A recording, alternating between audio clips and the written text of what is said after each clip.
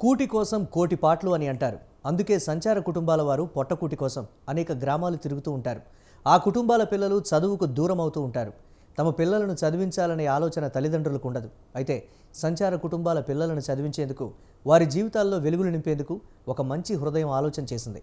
వలస కుటుంబాల పిల్లల తలరాతలు మార్చాలనే ఆలోచనకు ప్రేరణ బ్రిడ్జి స్కూల్ నాంది పలికింది.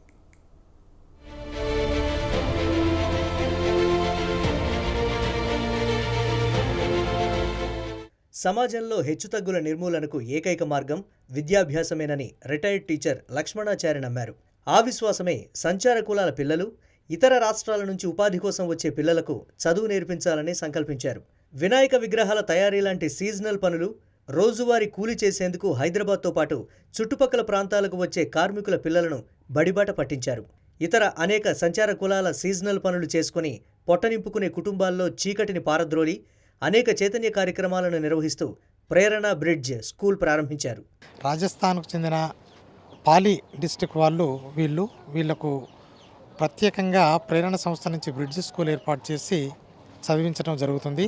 ఈ బ్రిడ్జ్ స్కూల్లో వచ్చేటువంటి పిల్లలు దాదాపు 30 మంది పిల్లలు ఎవరైతే ఉన్నారో వీళ్ళందరూ కూడా వాళ్ళ తల్లిదండ్రులకు ఆసరా అవుతుంటారు. రంగులు అద్దటం కానీ, వస్తువులను సేకరించడంలో కానీ, వాటిని సమకూర్చడంలో నిమగ్నమై ఉంటారు.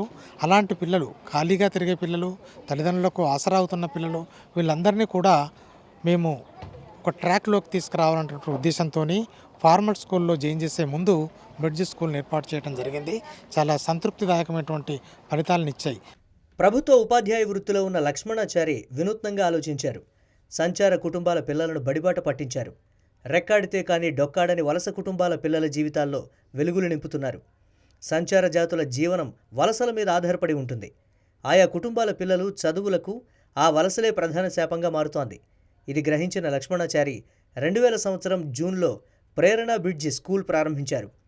25 ఏళ్లుగా తన జీవనయానంలో దాదాపు 5000 మంది వలస కుటుంబాల పిల్లలను స్కూల్లో చేర్పించి విద్యాబుద్ధులు నేర్పారు.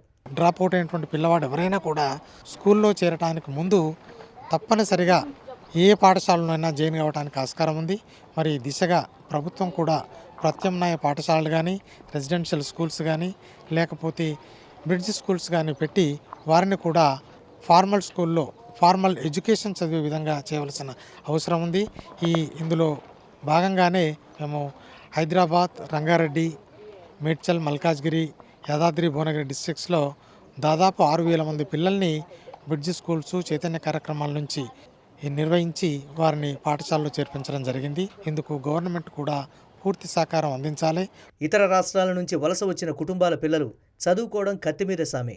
ఎందుకంటే వారు ఎంతకాలం అక్కడ ఉంటారో వారికే తెలియదు. అంతేకాక సమీపంలో ఉండే పాఠశాలలో నేర్పే భాష వారి మాతృభాషకు సంబంధం ఉండదు.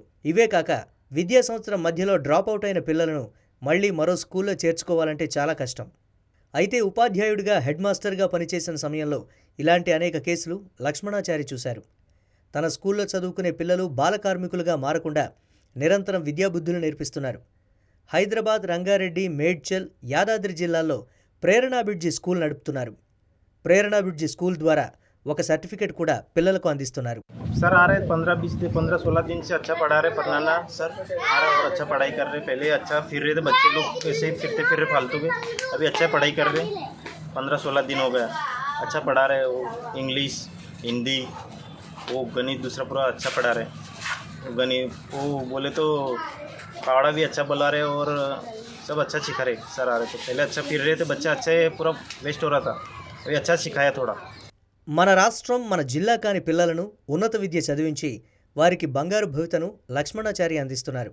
విద్యను బోధించడమే కాక తనకు వచ్చే పెన్షన్లో కూడా 25% పిల్లల స్టేషనరీ కోసం ఖర్చు చేస్తున్నారు. రిటైర్మెంట్ తర్వాత కూడా ప్రేరణ బ్రిడ్జ్ స్కూల్కి ఎక్కువ సమయం కేటాయిస్తూ సంచార కుటుంబాల పిల్లల భవిష్యత్ కోసం లక్ష్మణాచారి నిరంతరం శ్రమిస్తున్నారు.